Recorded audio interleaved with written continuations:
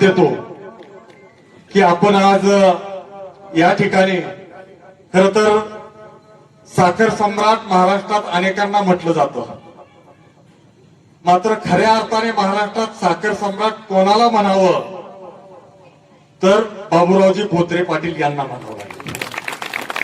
का तर साखर सम्राट म्हणतात, मात्र शेतकऱ्यांची काय वार्ताहत करतात याचाही अनुभव आपण सगळ्या शेतकऱ्यांनी घेतलेला आहे.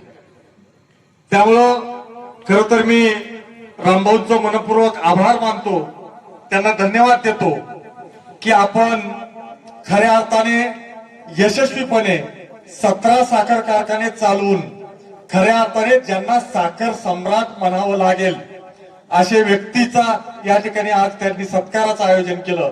त्याबद्दल मी पुन्हा एकदा रामभाऊंचं आपल्या सर्वांच्या वतीने मनपूर्वक आभार मानतो. खर तर मी आता रामभाऊने आपल्या प्रास्ताविकात सांगितलं की मी सामान्य शेतकरी कुटुंबातून आलेलो आहे. ही गोष्ट खरी आहे. मात्र रामभाऊ आपल्यासारखे अनेक जण पुण्या मुंबईत मोठ्या उद्योगधंद्यात स्थायिक झालेत. मात्र आपण त्यांच्यापेक्षा वेगळे आहात. आपण ज्या मातीत जन्मलो, जी जन्मभूमी आपली, त्या मातीचं आपण काहीतरी देणं लागतो या भावनेतून आपण या मातीतल्या इथल्या भागातल्या जनतेशी नाळ जोडून ठेवणार. त्याबद्दल आपले पुन्हा एकदा मनपूर्वक आभार मानतो.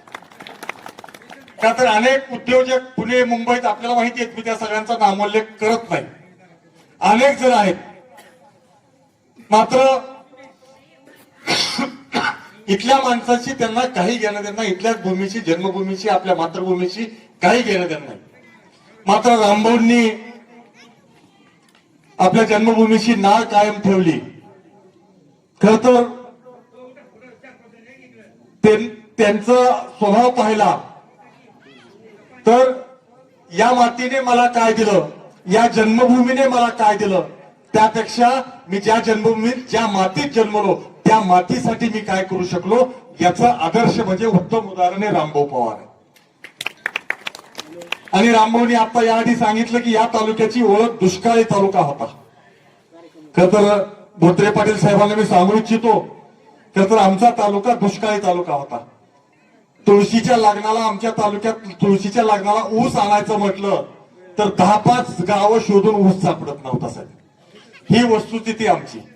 मात्र आमच्या तालुक्याची आता ओळख काय आहे तर फक्त परांडा तालुक्यात, धाराशिव जिल्ह्यात नाही तर मराठवाड्यात सर्वाधिक ऊस उत्पादक तालुका म्हणून आपल्या तालुक्याची ओळख आहे. आणि आमच्या इथला शेतकरी कष्टकरी शेतकरी आहे. आणि आमचा इतका शेतकरी खरं तर अल्पसंतुष्टी आहे.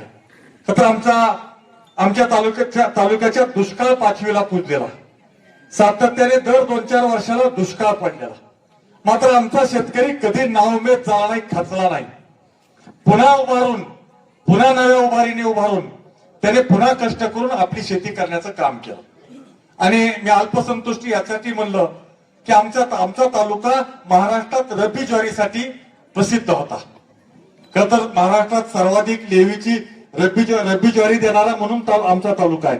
तत्कालीन मुख्यमंत्री वसंतरावजी नाईक परांड्याला आले होते त्यावेळेस, का तर परांडा तालुक्याने सर्वाधिक लेवीची ज्वारी शासनाला, सरकारला दिली होती. आणि त्यावेळेस खरं तर आमच्या इकडची ज्वारी कशी यायची साहेब, तर आमच्या इकडची शेतकरी पाण्याचा काय बेभरोशी, पाऊस सुद्धा पडला तर पडला. आमच्या इकडची ज्वारीची पेरणी केली आणि दिवाळीत अवकाळी पाऊस पडला तरी अवकाळी पाऊस थोडा बहुत दिवाळीच्या तो आभाळ जरी फिरलं तरी आमच्या इकडची ज्वारी यायची. आमचा शाळू ज्वारीसाठी, रब्बी ज्वारीसाठी परांडा तालुका प्रसिद्ध तालुका होता. मात्र आता आमच्या तालुक्याचं नाव लौकिक काय आहे तर ऊस उत्पादक शेतकऱ्याचा नाव तालुका. खर तर यासाठी ज्या काही शासनाने सिंचनाच्या योजना राबवल्या, खर तर सीना कोळेगावचा प्रकल्प खर तर धाराशिव जिल्ह्यातला सगळ्यात मोठा